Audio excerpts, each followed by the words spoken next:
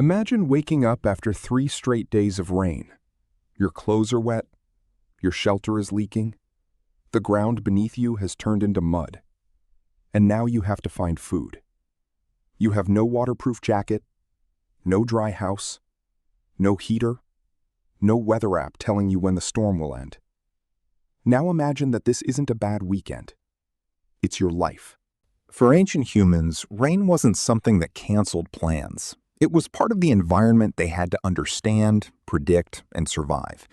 In some regions, weeks of wet weather could make fire difficult to maintain, increase heat loss, flood shelters, and make food harder to gather. So how did they survive when everything was soaked? The answer starts with something surprisingly simple. They learned that staying dry wasn't about stopping the rain. It was about controlling where the rain went. Rain itself wasn't necessarily the biggest danger. Cold was. When your clothing becomes soaked, your body loses heat much faster than it would in dry air. Add wind, cold temperatures, and hours of exposure, and something as ordinary as standing outside can become dangerous. Ancient humans couldn't check a thermometer, but they could feel the consequences. They learned that certain locations stayed warmer. Certain trees blocked more rain, certain rocks created natural overhangs, and some areas became dangerously cold after sunset. This meant survival depended on knowing the landscape. A small hill could be better than a valley. A dry rock shelter could be better than an open field. And a forest with dense vegetation could provide valuable protection from falling rain. Over generations, people learned which places stayed dry and which became flooded. The landscape itself became a survival map. Then came the biggest problem: fire. Rain and fire are terrible partners. Wet wood doesn't burn easily. Wet leaves make terrible tinder. And if your only source of warmth disappears during a cold storm, you have a serious problem. So ancient humans couldn't treat fire like something they casually started whenever they needed it. They had to protect it. An ember could be carefully carried during travel. Dry material could be hidden beneath larger pieces of wood. Fire could be positioned underneath shelter where rain couldn't reach it.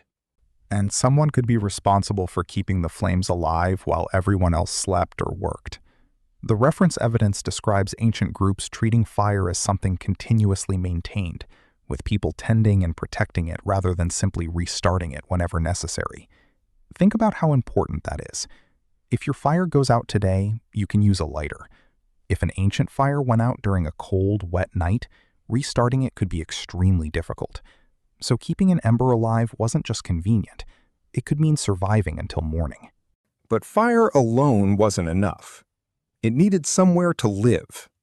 And this is where ancient humans became surprisingly clever. They didn't necessarily need a perfect waterproof building. They needed a structure that redirected water. Branches could be positioned at an angle.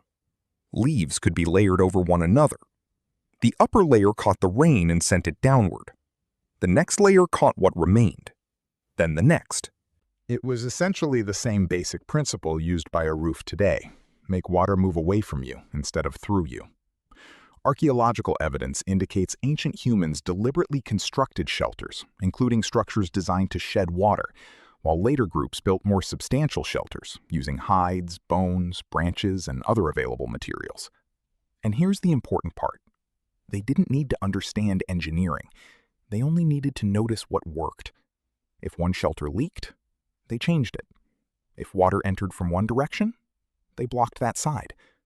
If the roof collapsed, they built it differently next time. Every storm became a lesson. But there was another problem people today rarely think about. Where do you sleep? A place that looks dry in the afternoon might become a puddle overnight. Water naturally moves downhill, so sleeping at the bottom of a depression could mean waking up surrounded by cold water. Ancient humans learned to choose higher ground, slopes, natural overhangs, and locations where rainwater could drain away. Dense vegetation could also intercept some rainfall before it reached the ground.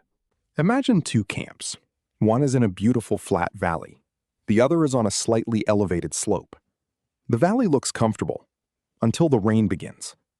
Hours later, water starts flowing downhill. The valley becomes soaked. The elevated camp stays comparatively dry.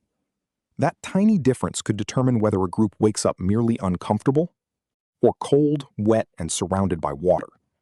Ancient humans didn't have weather satellites. They had observation. And here's the surprising part. Rain wasn't always their enemy. Rain created rivers. Rivers created fish. Wet forests produced plants, fungi, and animals. Water transformed landscapes into productive environments. So the same rain that made survival harder could also create more food. That changes the entire story. Ancient humans weren't simply trying to escape rainy environments. Sometimes they deliberately lived in them because the resources were worth the difficulty. Their goal wasn't, how do we avoid rain? It was, how do we live with it? And that distinction changed everything. There wasn't one magical piece of technology that allowed ancient humans to survive endless rain. It was thousands of tiny discoveries. Which wood burns when damp? Which plants make useful covering? Which caves stay dry? Which slopes drain quickly? Which clouds signal approaching storms? How to arrange branches? How to protect an ember? Where to build camp? When to move? What to carry? And who should stay behind to protect the fire? None of these discoveries sounds revolutionary on its own. But combine them, and suddenly a group of humans can survive weather that would make modern people desperately search for a hotel.